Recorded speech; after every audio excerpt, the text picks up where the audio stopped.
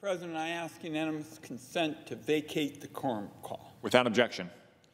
Mr. President, the Senate is now opening the crucial debate on our proposal to throw out the Trump pro-dark money campaign rule under the Congressional Review Act.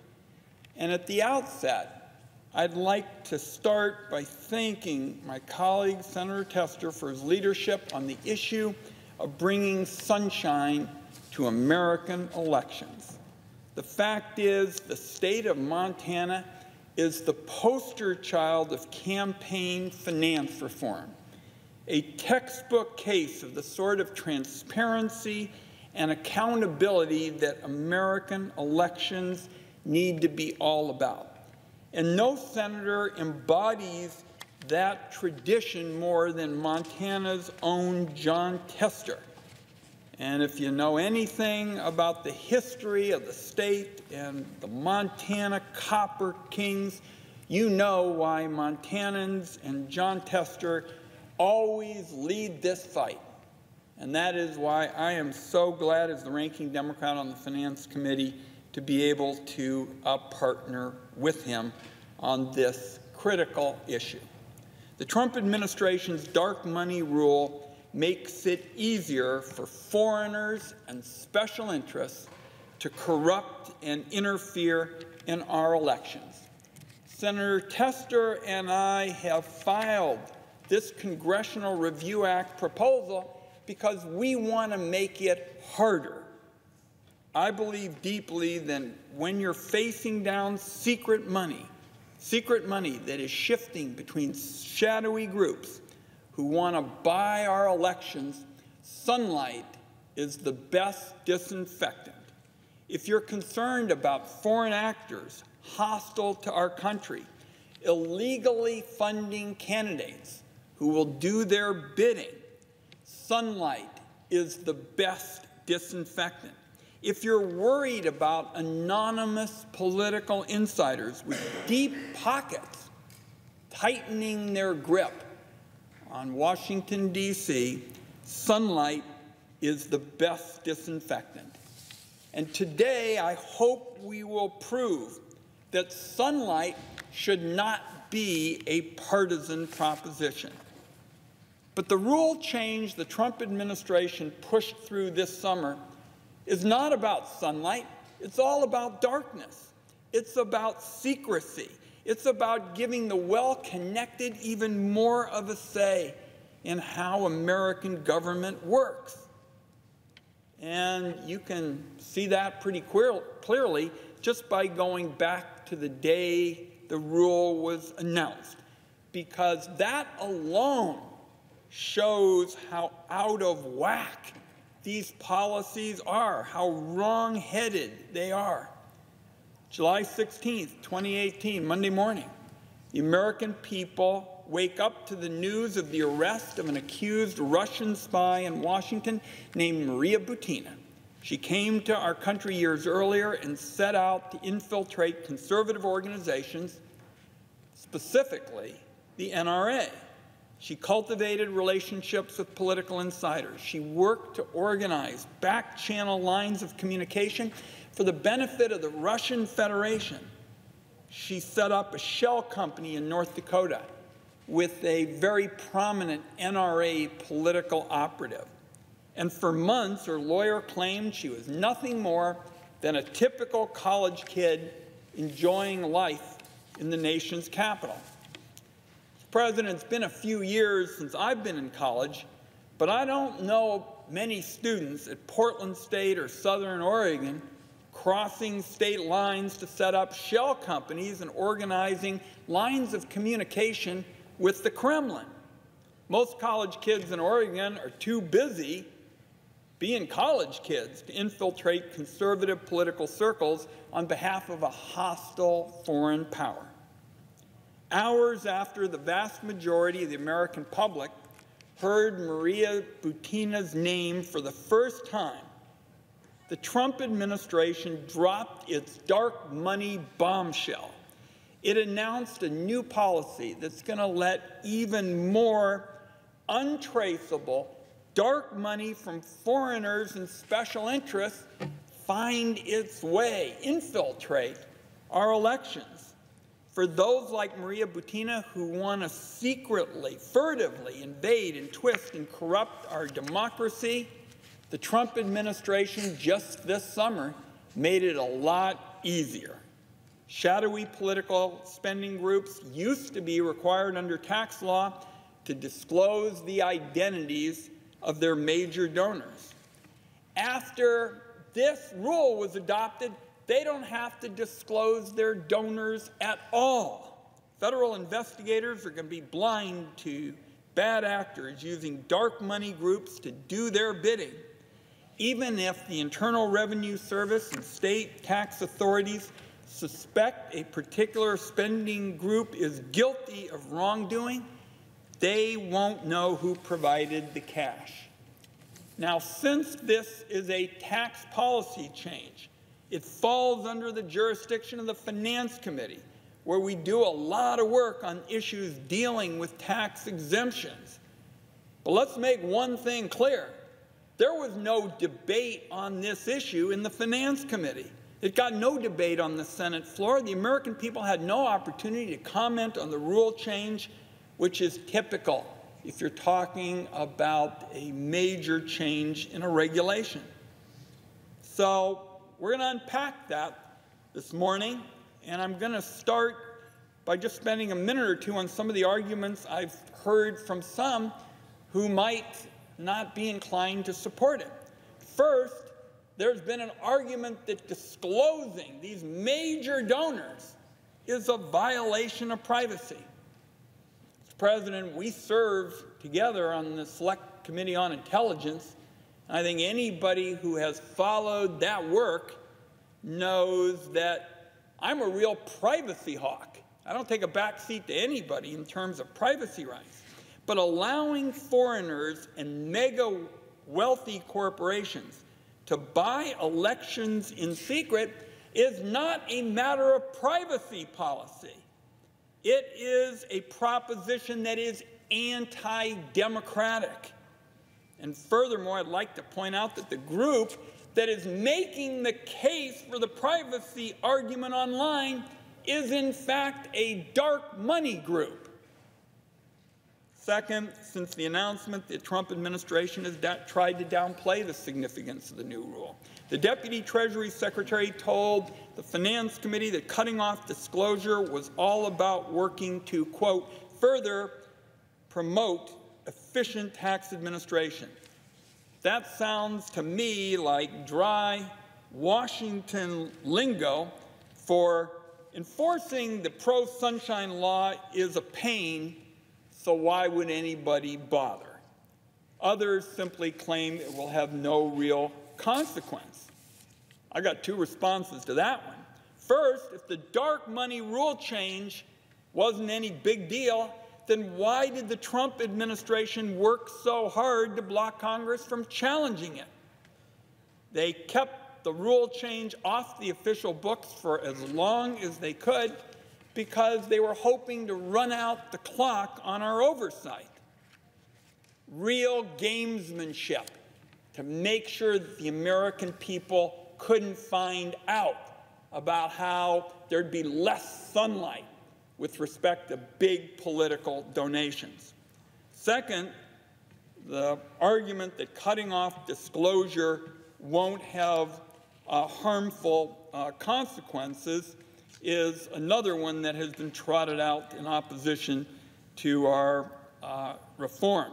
If the existing rule requiring disclosure of major dark money donors to the IRS wasn't casting enough sunshine, that's not a reason to bring on total secrecy. That's not a reason for bringing on darkness. It's a reason to say you want to be on the side of more sunshine. A number of our colleagues on the Finance Committee, Senator McCaskill, Senator Whitehouse, a champion of disclosure. We're all in favor of more sunshine. And so, to me, this argument as well just doesn't stand up. We think that making as much public information public ought to be the policy of our land. Now, one thing that's clear to me from my conversations this election season is voters do not want more secret spending from more anonymous wealthy donors and foreigners leading to more political ads. It's now impossible to escape all these ads on television. Short of pitching a tent and camping out in the woods until the second week in November, you can't get away from it. People hear all these charged up political ads, but much of the time they have no way of determining who's behind them. You get to the end of the ad and a voice says that it was paid for by an oddly named group you probably never heard of. Something like Americans United for Patriotic Priorities. Grandparents for this and that. Maybe the group is called Families for Stuff. That's the kind of nonsense that is offered up in terms of disclosure that Senator Tester and I, and Senator Whitehouse and others who've been in this fight think is ridiculous. By the way, there are real-life examples that actually demonstrate my point. Some will remember Don Blankenship, whose mining company broke safety laws and lost 29 employees in the worst mine explosion in decades. A couple of years ago, he wanted more or less to buy a seat on the West Virginia Supreme Court. So he set up a political spending group called, and I quote, "and for the sake of the kids." Then he dropped a mountain of cash on the election and his preferred candidate won. So let me repeat that in case anybody didn't sort of get the essence of what he was up to. An energy baron, a leader in the fight for more dirty energy, started a political spending group to protect his dirty energy interests, and he actually named it "For the Sake of the Kids." The dark money rule change, what the Trump administration worked so hard to get, what they've worked so hard to hide from oversight, feeds right in to what I have shown is a system of malignant, secretive politics that our people have had a belly full of. And it gets to the heart of a larger problem. Across the country, our right to vote, our elections, and our democracy are under assault. Here's a few examples of what that means. Since the Citizens United decision, the amount of outside money spent by shadowy groups on our elections has gone into the stratosphere. Congressional districts are gerrymandered to such an extreme that millions of Democratic voters are in effect denied equal representation. In Wisconsin, Democrats got 54% of the vote, but only 37% of the seats in the legislature. Republicans ignored the advice of Trump intelligence experts ringing the alarm bells over election security, and they ignored the cybersecurity experts who have clearly stated that paper ballots and risk-limiting audits are the key, the best way to defend attacks on our voting system.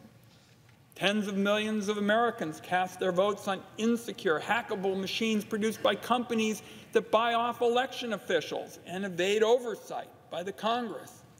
The Trump administration and its allies have invented a fake crisis of voter fraud out of thin air, and they've used it as a pretext to purge millions of voters from the rolls and discourage Americans from casting a ballot. State officials have targeted communities of people of color, shutting down polling places where they live and restricting opportunities to vote early or absentee. And in the last few days, Americans have learned more and more about what happened in one district in North Carolina, where Republican Party operatives schemed to confiscate and destroy mail-in ballots belonging to likely Democratic voters, if you read the press reports that are coming out daily. And in some states where Democrats have won elections, look at Wisconsin and North Carolina, outgoing Republican lawmakers have sabotaged the powers of incoming governors in defiance of the voters who elected them. Trump's dark money policy, the idea that it's okay to have more dark, secret money in politics, reinforces the corruption that I've just described. It concentrates power in the hands of special interests that can afford to cut a big check and buy the election results they want. It takes power away from individuals, away from moms and dads who vote to give their kids a brighter future, away from seniors who vote to protect Medicare and Social Security, and away from young people who are saying it is long past time to fight the devastation of climate change and the rising cost of education. By the way, having more disclosure and more sunshine in elections traditionally has been bipartisan, and I hope the resolution that Senator Tester and I are offering will also be bipartisan. All we've got to do is have an outbreak of the legacy of the late John McCain. A few years ago, I introduced a bipartisan disclosure bill with our friend and colleague, Senator Murkowski. Big bipartisan majorities passed campaign finance legislation in the 70s. That's what Senator Tester and I believe the Congress ought to get back to. Throwing out the Trump dark money rule seems to us to be a good first step. This is an opportunity today to vote for sunshine in our elections, to say that sunshine is again the best disinfectant. There's none other like it for corruption in our elections. So I'm hopeful that once again, this idea of transparency, disclosure, and accountability will be bipartisan in the Senate when we vote a little bit after noon today. And I just close by way of saying that I come from a state where citizens have insisted on open government. I've had more than 900 open to all town meetings. And the reason why people want them is because they see that as a path to accountability, and they don't want a politics driven by just campaign donations and big money. And they certainly don't want it to be dark money.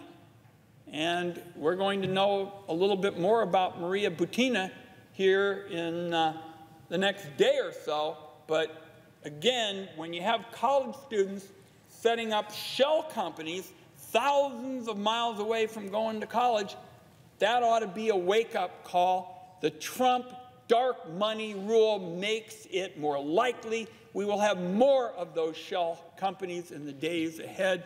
I urge colleagues, when we vote at 12:15, to support the resolution that Senator Tester and I, with support of many colleagues, Senator Whitehouse has been a champion on these disclosure issues. I urge colleagues on both sides of the aisle to remember that these issues have always been about bipartisanship, and to join us in voting for our proposal that we will vote on shortly after noon. And I want to yield the floor to Senator Whitehouse and thank him for all issues over the years.